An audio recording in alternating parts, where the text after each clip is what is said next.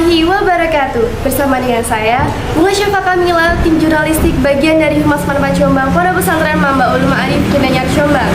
Saat ini saya sedang berada di acara pembinaan kurikulum merdeka oleh Bapak Dr. Imam Bukhari, Magister Pendidikan yang disampaikan kepada para guru Manfaat Jombang. Bagaimana dengan kegiatannya? Yuk simak liputan berikut ini.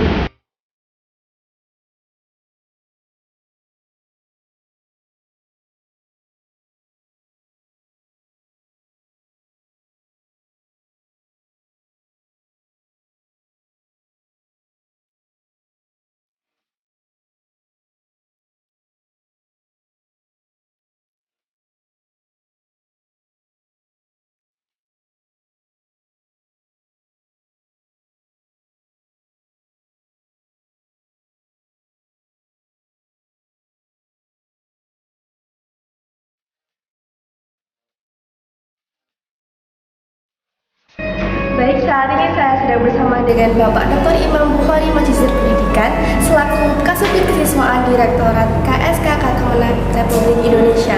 Bisa diceritakan Bapak tentang Bapak terkait dengan pendidikan?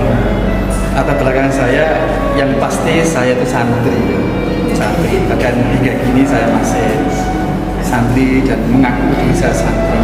Semoga selalu diakui sebagai santrinya Mbak Bisri. Nah, kalau latar belakang formalnya, saya madrasah aliyah itu di madrasah Manfaat ini. Jadi ini madrasah kebanggaan saya, alumni saya. Kemudian saya S1 saya di Universitas Darul Ulum untuk Fakultas Ilmu Pendidikan di prodinya, program studinya bimbingan konseling. Jadi saya guru BK. Kemudian S2 saya itu manajemen pendidikan di Universitas Negeri Jakarta tahun 2005 sampai 2007. Kemudian S3 saya juga di Universitas Negeri Jakarta bidang teknologi pendidikan, lulus tahun 2019 kemarin. Nah, kalau di latar belakang non formalnya, saya memang santri di Kinanyar ini, pernah ya kilatan-kilatan di berbagai pesantren yang ada di Jawa Timur maupun Jawa Tengah. Itu, tapi yang paling terkesan memang Kinanyar.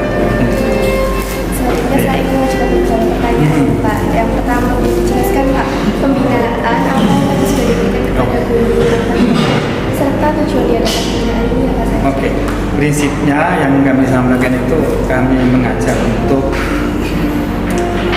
mulai mengembalikan ruh madrasah. Karena dalam kesejarahannya madrasah itu dulu bahkan kan pesantren. Namun dalam perkembangan perjalanan seiring dengan waktu, perkembangan zaman, tantangan dunia, nilai-nilai kepesantrenan dalam madrasah itu kan kemudian memudar, nyaris sama dengan sekolah. Terus bedanya apa? Nah, maka karena kita orang pesantren, ya ingin coba mengembalikan ruh madrasah yang di pesantren itu di dalam cara berpikirnya ya diliputi dengan nilai-nilai kepesantrenan itu. Ada beberapa hal yang saya sarankan memang satu, nilai atau perspektif cara pandang ibadah yang berdimensi ekonomi. Artinya apapun yang dilakukan dalam proses pembelajaran itu adalah tidak lepas dari aktivitas ibadah itu. Belajar itu ya ibadah, dan ibadahnya anak-anak siswa itu ya dengan cara belajar, gitu. Jangan dipisahkan gitu. Itu aspek pertama. Dan kemudian yang kedua itu kami menyarankan hubungan guru dengan murid itu harus dibangun semata-mata hubungan mahabbah fillah, sama-sama hubungan yang saling membutuhkan, sama-sama untuk menggapai ridho Allah, menuju mendekat kepada Allah. Penting, karena hanya dengan cara pandang ini nanti guru itu bisa memberikan manfaat kepada muridnya juga bisa pernah kelak di akhirat. Jadi lagi-lagi cara pandang akhirat, karena akhir-akhir ini kehidupan dunia kita itu kan bercenderung hedonisme, materialisme, dinisme, sekulerisme gitu. Ini kita pelan-pelan insan madrasah harus sadar untuk mengembalikan dimensi ukhuwawi dalam pendidikan itu diperkuat. Saya kira begitu. Saya kan menyinggung apa yang Bapak sampaikan di pembinaan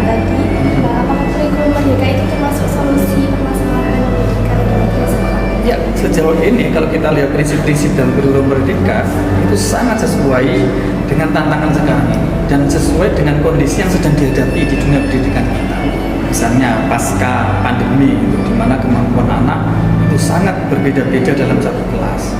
Maka kemudian kurikulum Merdeka menyarankan namanya pembelajaran berdiferensiasi, memperlakukan peserta didik sesuai dengan kapasitas, kemampuan, karakter, bakat minatnya.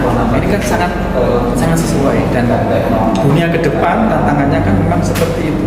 Jadi pengembangan anak disesuaikan dengan potensi yang ada dalam diri anak. Kurikulum itu hanyalah dipandang sebagai alat untuk mengembangkan potensi anak, bukan kurikulum dipandang sebagai tujuan yang berakibat menyamaratakan kemampuan anak.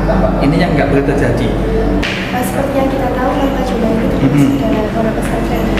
Ya, apakah kurikulum Merdeka ini efektif atau justru menjadi tantangan bagi dasar yang dari lingkup pondok pesantren? Ya, menurut saya efektif dan tidaknya itu kan bagaimana nanti insan madrasah yang ada di pondok pesantren itu menyikapi ya, bagaimana itu efektif tidaknya. Tapi saya kira konsep-konsep dalam kurikulum Merdeka itu sebenarnya sejalan dengan ajaran yang selama ini yang dilakukan di dunia pesantren sebetulnya.